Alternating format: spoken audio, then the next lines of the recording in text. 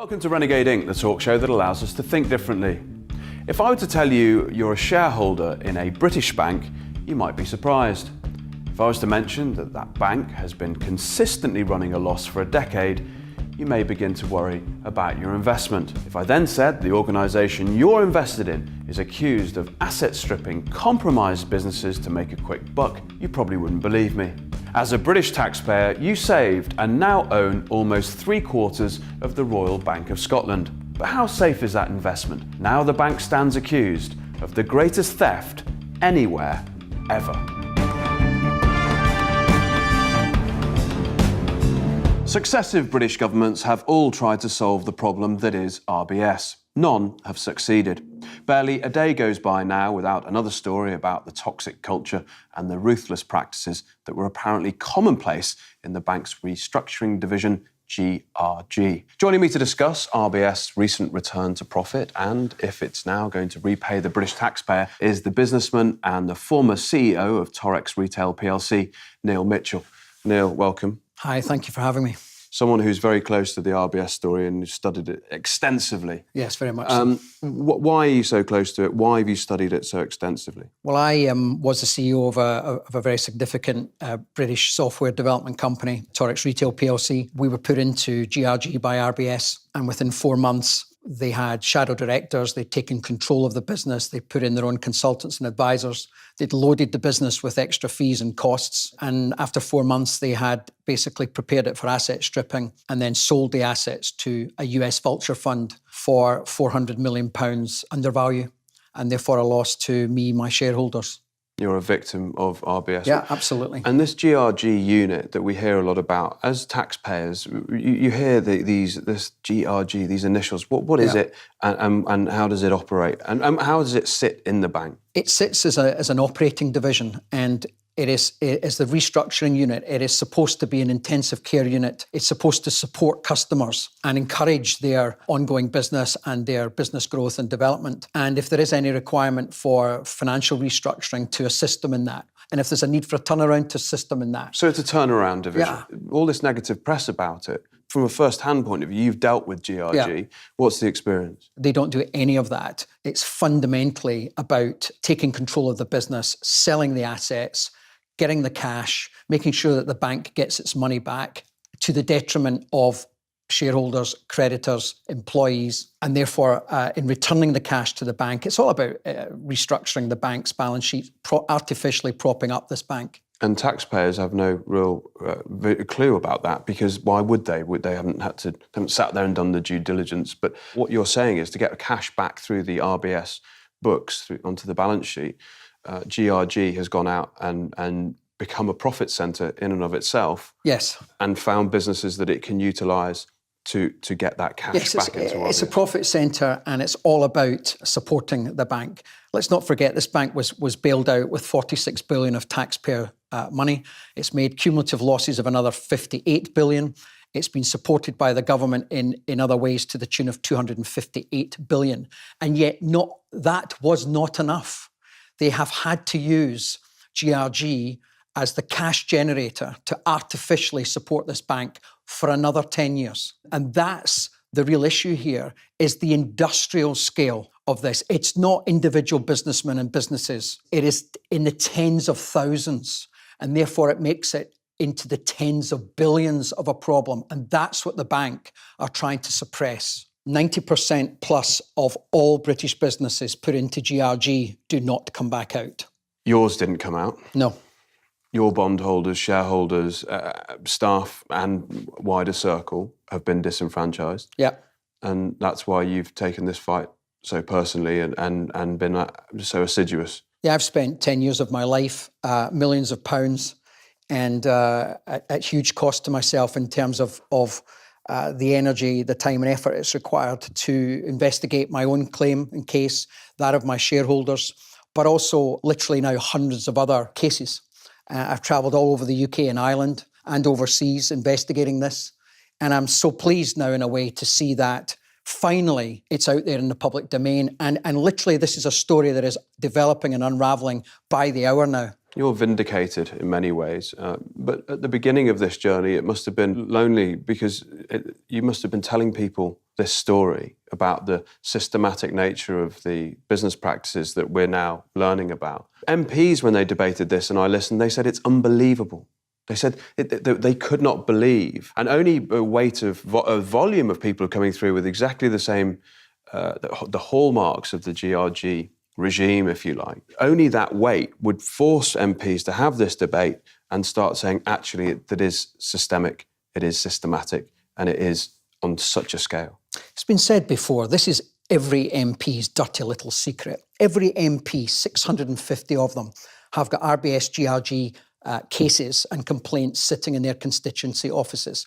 And that's why in House of Commons debates, in parliamentary committees and inquiries, there is cross-party support. Every single opposition party in England, Wales, Scotland, Northern Ireland and Southern Ireland is absolutely united on this issue. In that debate that you refer to, there were a number of Conservative backbench MPs who stood up and talked about this on behalf of their constituents. There was even one Conservative MP who stood up and who was a small business owner as well as being an MP, stood up and told his own experience of the bank. I believe that this is the largest banking scandal this country will ever see. It is a theft against the people of this country and against the business community, because it's not just business people. It's the hundreds of thousands of jobs that have been lost, the families that have been affected, the communities that have been affected, the dozens and dozens of suicides that it's caused. And it has recently been described by a Labour Shadow Minister, Clive Lewis, as being the largest theft anywhere, ever. Just after that debate where Clive Lewis coined that phrase, yes, we caught up with Bill Esserton and asked him specifically about GRG. This is what he had to say. The clue is in the name, Global Restructuring Group. What did they really mean? They meant the restructuring of RBS, not the restructuring of the customers of RBS. And frankly, that's actually what it did. It destroyed the businesses, the business customers of RBS to help repair the balance sheet of RBS. And they didn't care how they did it or who suffered. And I'm afraid there are thousands and thousands of people in this country now who are suffering as a result, sometimes 10 years or more later. The interesting thing about Bill Esserton is that he wrote to the Prime Minister actually in, I think, November 2017, and still hasn't received a reply to his letter. And he's asking the Prime Minister about RBS, about GRG, and about the role that it's played in, frankly, scaring small businesses off. And as we know, SMEs are the lifeblood of this economy and this country. Scaring them off, going to their banks to get funding so we can employ people and get this economy moving. Are you surprised that the Prime Minister hasn't responded to Bill Esserton's letter? I have a copy of Bill's letter to the Prime Minister, and in it he asks her to take specific actions. He asks her to force the regulator to release the suppressed secret S166 report on this. He asks her to authorise a public inquiry. He mentions that there have been dozens and dozens of suicides. And he mentions in the letter the economic scale of this. And she has not replied to the letter. She hasn't taken any action. And as I see, this now sits with the Prime Minister. And it's becoming the political scandal of all scandals. But RBS are now back to profit. So when you say that it now sits with the Prime Minister, they're back in profit, the taxpayer's going to get a bit of cash back, and it's back on, to all intents and purposes, it's back on the right track. Let's be clear. This is a bank that was bailed out 10 years ago with 46 billion of UK taxpayer monies. It has made a cumulative loss of another 58 billion. It was given a further 258 billion of UK government support over that 10-year period. It has made losses for 10 years. And I know that a profit announced this month of £752 million seems like a lot of money to the general public. But for a bank the size and scale of RBS, this is an accounting issue. They could have accounted for this as that's a relatively small profit or a small loss. What makes it even more ridiculous is that they have underprovided for in their accounts for a looming fine from the US federal authorities that is rumoured to be somewhere between $8 and $14 billion. But they've made provision for that. No, they've only made provision for £3.2 billion.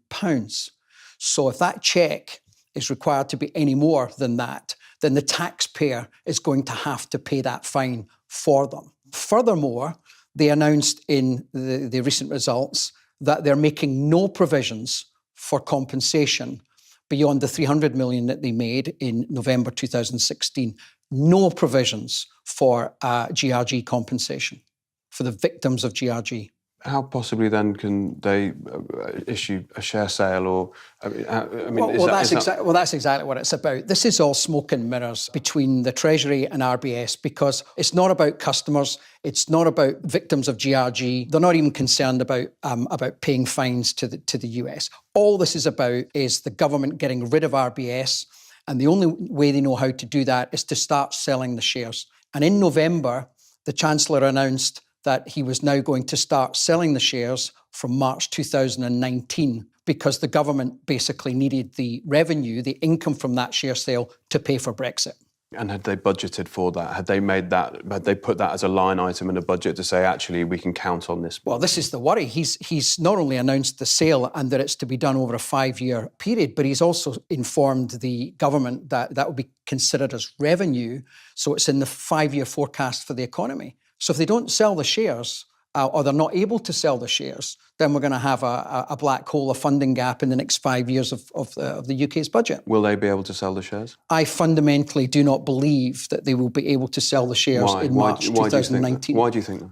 Because this pretend profit will just disappear under the size of the fine from the US authorities and over the prospect of a multi-billion pound and possibly in the tens of billions in relation to GRG compensation. So none of this has been accounted for. Yep. The taxpayer still thinks that it's a good deal, that money's back in and all the rest of it. So the taxpayer, you're saying, is in the dark. And the action now taken against the bank for the victims of this fraud is what you're getting at. Where's that action going to come from? The action will come from a group litigation on behalf of the tens of thousands, we reckon, potential claimants, the victims, the business victims of GRG. And they're UK based? And they're UK based. Is this specific to the UK? I've done a lot of research in the last 6 months and discovered that RBS GRG had 2 operating units across all of America. And we've realised that they have been targeting American businesses with significant American job losses and a degree of economic destruction. We've also found that RBS GRG was very significantly active in Germany and also in the Republic of Ireland. So this is not a uniquely British problem? RBS and the FCA and the Treasury would like us all to think, us being victims, politicians and journalists, that it is only a UK issue. Even given the scale of it, they're trying to keep it within the UK. But we've realised that this is a global issue. It's not a uniquely British problem.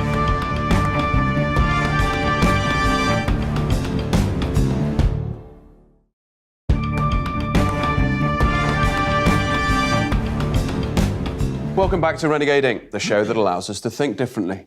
Before we talk more with the businessman and campaigner, Neil Mitchell, let's see what you've been tweeting about in our Renegading Index. First up, we've got a tweet from Seneca Banking. So far, the bank has received 1,049 complaints about GRG that it deemed eligible for its complaint scheme.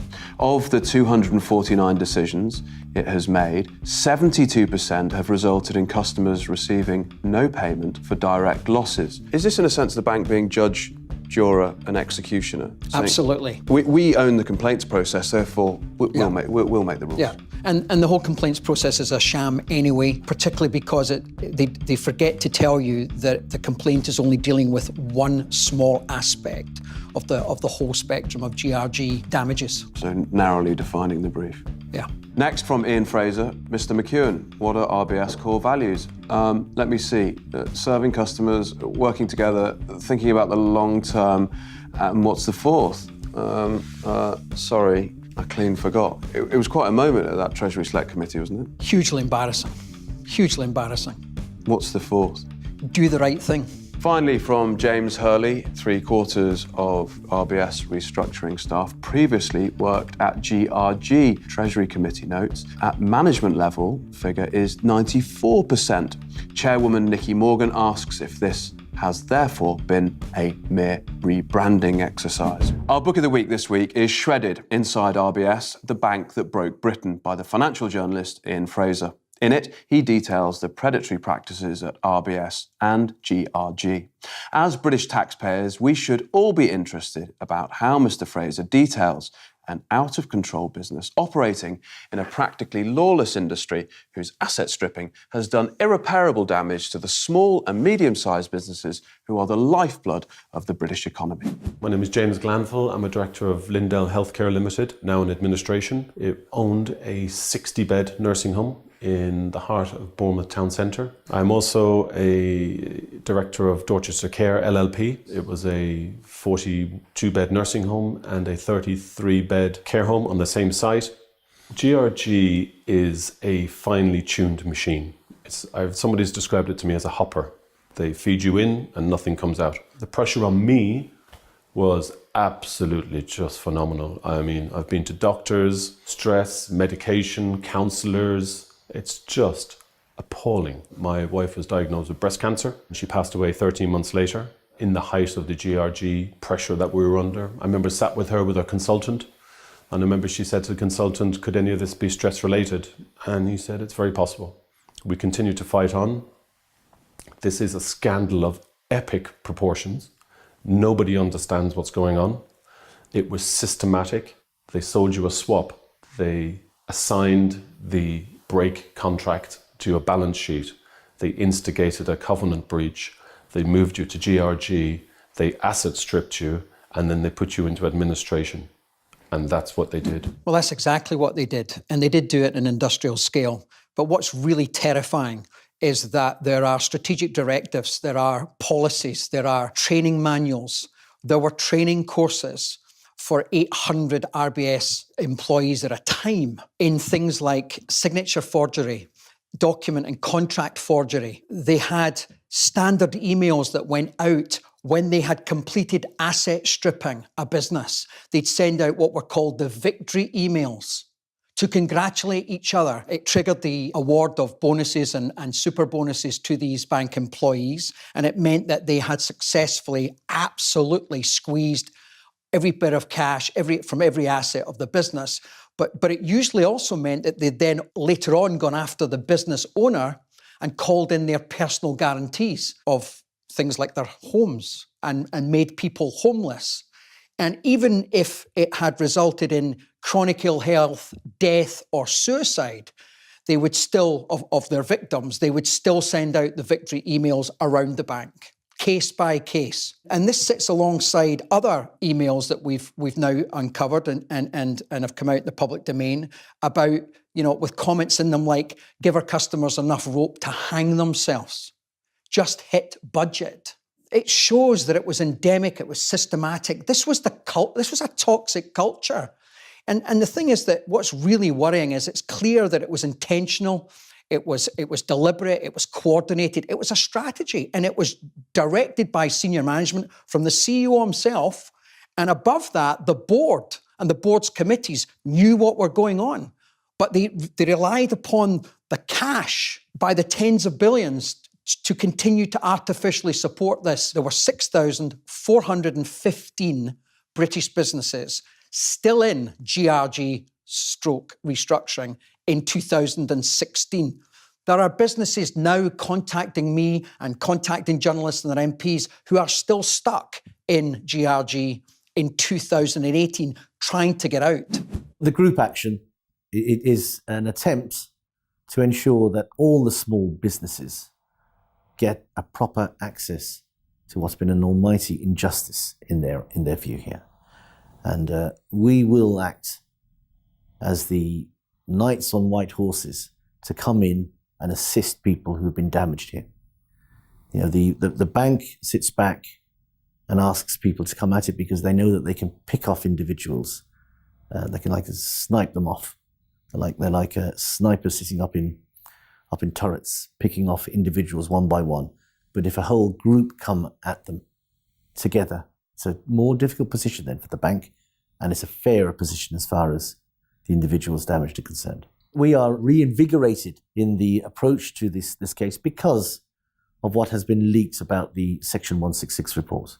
It's clear that that report does have evidence that is of direct and dynamic relevance to thousands of businesses around this country. Where now then for the bank? Because what you've alluded to is that this profit really is small fry, that it's really window dressing in some way.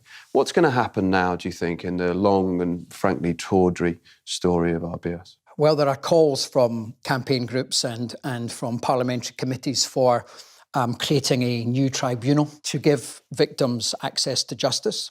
And that's a good idea. There is growing calls for a public inquiry. To me, that public inquiry should no longer be about GRG. It should be about senior management conduct, past and present, in the bank, from the board down. But neither of that's going to be enough. We're actually going to have to fundamentally change some laws and regulation in this country. But all four of those changes are in the hands of the government. These are government matters. And I believe that it'll be civil and criminal legal actions on behalf of victims that will actually create a fundamental change in the government's approach to this. Is this a tipping point moment? And in this case, this has been referred to as the Hillsborough of British business and British banking. In all the great scandals, there is a tipping point. We have reached that. We have now passed it. We've got to a position where victims all over the country, 650 MPs, members of the House of Lords, all political parties, and journalists across the country have realised that this is a scandal now that is truly just unravelling. The bank can't continue in its current form. I think we are going to see the end of RBS as we know it. We've already had the CEO in February this year announce that the taxpayer, quite glibly, will not be getting their money back. That's quite a statement though, isn't it? Yeah. Too. And you say glib. I'd say that the temerity there is phenomenal. Yeah, we've taken 46 billion. We are seen as a cause of austerity. The whole country has suffered under that austerity policy. We've made cumulative losses of another 58 billion. And he has stated, quite matter of fact, in an interview in February of this year, the taxpayer is not getting it back. We have a situation where the British government could have to consider a second bailout of the bank. Is that politically saleable? That is political suicide for this government, or indeed for any political party. I cannot see that any taxpayer across the United Kingdom would want their tax pounds, another pound, put into a bank that has been shown throughout the media to be this corrupt and this out of control, this rogue institution, at a time when society is crying out for more funding of hospitals and schools and social care. Absolutely not. So I think it's going to become a significant political problem for the present government. If we were to have a snap general election and a Labour government were to come in, it is very clear in Labour Party policy that they would immediately have a public inquiry, the very public inquiry we've been crying out for the last few months, and the Prime Minister has refused to give. I've met with not only politicians, but I've met with think tanks and policy people to work up a model and design a model for how it could be done. But we are looking one way or another at either a recapitalisation, more money into the bank, or a restructuring of the bank. That's where this is heading. Where does this leave the British taxpayer? The future of RBS, the fact that we own it, and the fact that what you're getting at is that the way it's run in its current configuration is, to quote you, unsustainable. This leaves the British taxpayer massively exposed because they're going to have to make good 10 years of financial terrorism, financial misconduct. I absolutely believe that 2018 is now the beginning of the end of RBS as we know it. So why? What's the fuse paper, if you like, that is going to reconfigure this organisation? The sheer extent of the damages, the sheer extent of the legal claims that they now face. What else is coming to light that you've learned? Well, other than a multi-billion pound group action in the UK, we learned through some considerable research last summer that RBS not only has been doing this in the UK, but actually took the UK model. So the governing mind of this, the controlling mind, is in London. And they have taken this model and deployed it right across America. And in fact, there are two GRG units in America, GRG North America and GRG Citizens. Two headquarters, two leadership teams, two sets of executives, two sets of staff. And they have been targeting and asset stripping and destroying American businesses across America, hundreds of thousands of job losses, and making a dent in the US economy. Do you have evidence for this? Yes, I do. And what are you doing with that evidence? We are working with a top-tier Washington, D.C. law firm to bring about a multi-billion-dollar US class action across America. That British taxpayer needs to know about this. Yeah, and the British taxpayer, including their MPs, the MPs, journalists, and the victims themselves, are not aware that RBS was actually rolling this out globally. This is now a global issue for RBS. But when you say global, just America or anywhere else? Following the research we did in the last months in the US, we've discovered that RBS have a massive exposure in Germany. But this time it's in relation to not small businesses, it's in relation to large-scale commercial property developments. What we're working on is a formal complaint to the German federal government for them to launch a German federal criminal investigation under EU directives. The EU directives mean that the German government must initiate a criminal investigation, after which we will look to launch a civil legal action, no doubt for billions of euros, in Germany. So this has been taken out of the hands of the British regulator and out of the hands of the British government, actually. Very rapidly, this is going to be in the hands of US federal authorities and the European Union. We haven't even talked about the actions that we can take and will take ultimately in the Netherlands, Italy, and Republic of Ireland, to name three more countries that RBS GRG was significantly active in. Therefore, this is going to get mixed up with Brexit. And I believe that the bill for GRG to British taxpayers is going to be bigger than Brexit. On behalf of the British taxpayer, Neil, thanks for your time. Thank you. We asked RBS to comment on the issues raised in this programme. This is their response.